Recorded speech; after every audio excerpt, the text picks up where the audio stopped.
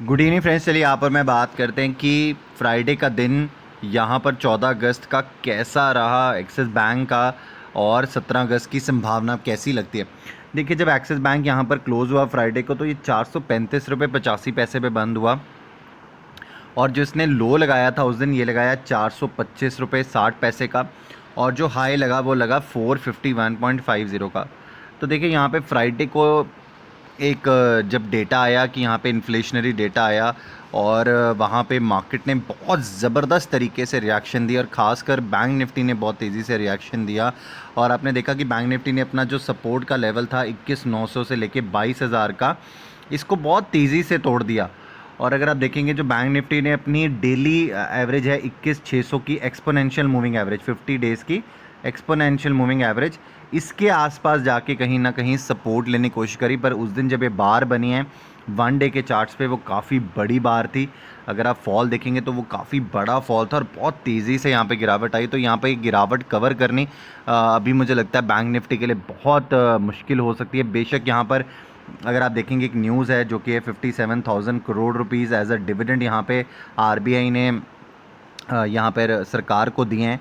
But उसके बावजूद भी अगर आप देखेंगे कि मुझे अभी फ़िलहाल ये लगता है कि जो ये लेवल है 21,800 से लेके 21,900 का, ये बैंक निफ्टी का बता रहा हूँ फ्यूचर्स का लेवल, ये मुझे लगता है कि भी बैंक निफ्टी को तोड़ना थोड़ा सा मुश्किल हो जाएगा। अगर हम इसको रीगेन कर पाएँ किसी तरीके से तो यहाँ पर आपकी तेज़ी बरकरार रह सकती है। अदरवाइज़ जो बैंक निफ्टी ने अपना लो देखा था तो शायद हमें उसके आसपास भी बैंक निफ्टी लेके जा सकता है, ऐसी संभावना लगेगी। बट ये टाइम के साथ ही देखना पड़ेगा। बट अभी तो यहाँ पर जो अभी अपॉर्चुनिटी बनती है मैं आपको वो समझाना चाहूँगा। देखिए, चार्ट्स पे आपको लेके चलना चाहूँगा। तो देखिए यहाँ पर जो मैंने चार्ट्स आपके सामने ओपन करी, आप ये बार देख सकते हैं कितनी बड़ी बार है। ये 1 घंटे की बार बनी थी, ये 1 आवर बार, और कितनी बड़ी बार यहाँ पे गिरावट की, एकदम से यहाँ पर आपने फॉल, स्टीप फॉल आते देखा। तो देखिए इसको कवर करना अपने आप में बहुत बड़ी मुश्किल की बात है। अब देखिए आपके पास लेवल्स क्या हैं। अगर इन केस मैं आपको एक चीज़ समझाना चाहूँगा यहाँ पे ट्रेडिंग, क्योंकि बहुत सारे लोग मुझसे पूछ रहे हैं कि सर जब आप सपोर्ट और रेजिस्टेंस के आसपास की ट्रेडिंग समझाते हैं तो आप हमें ये भी समझा दीजिए कि सर वहाँ पे ट्रेड किस तरीके से किया जाए। तो देखिए मैं आपको इतना समझाना चाहूँगा, अभी तो ये मार्केट बिल्कुल सिंपल हो सकता है आपके लिए, वो मैं आपको समझा देता हूँ किस तरीके से। कि यहाँ पर जो ये पैटर्न है, ये वाला जो 1 घंटे का भी पैटर्न बना है, ये बेयरिश पैटर्न में ही बना है। अगर आप देखेंगे यहाँ पर अगर मार्केट ऊपर अगर खुल जाता है, अगर ऐसा होता है कि इंडियन मार्केट ऊपर खुलता है, स्टॉक आपको दो तीन चार रुपये भी ऊपर मिल जाए, आपकी वहाँ पर शॉर्ट ही बनता है। और जो शॉर्ट का टारगेट होना चाहिए नीचे, जो पहला सपोर्ट है मार्केट का, जहाँ से अगर आप देख सकते हैं यहाँ पे मार्केट ने सपोर्ट लिया था, वो था 430 का। तो यहाँ पर आप 430 का पहला टारगेट ले सकते हैं। उसके बाद जो दूसरा टारगेट, अगर इसके नीचे भी स्टॉक जो है वो बहुत तेज़ी से फिसलता है, तो देखिए जो अगला टारगेट आप स्टॉक के लिए ले सकते हैं वो होगा 424 का। तो यहाँ पर एक्सिस बैंक में फ़िलहाल में है, तो मुझे लगता है कि इंटायर बैंकिंग में कहीं ना कहीं मंदी आपको दिखेगी। उसके बाद अगर आप देखेंगे कि ये अगर अपने रेजिस्टेंस की तरफ ऊपर कहाँ पर ले सकता है, तो देखिए जो पहला आपके पास रेजिस्टेंस का टारगेट बनता है वो 438 का बनता है। तो अगर इसके आसपास की अगर आपके पास स्टॉक आता है तो आपको ज़रूर रेजिस्टेंस लेता दिखेगा। और जो इसके बाद अगर अगर यहाँ पर कुछ भी ऐसा हो जाता है कि हम इसके ऊपर ट्रेड करने लग जाते हैं प्राइस एक्शन में, जो कि अभी दिखता नहीं है क्योंकि यहाँ पर काफ़ी बड़ा फॉल आया था, तो आप इसी को अपना रेजिस्टेंस का जोन मान सकते हैं।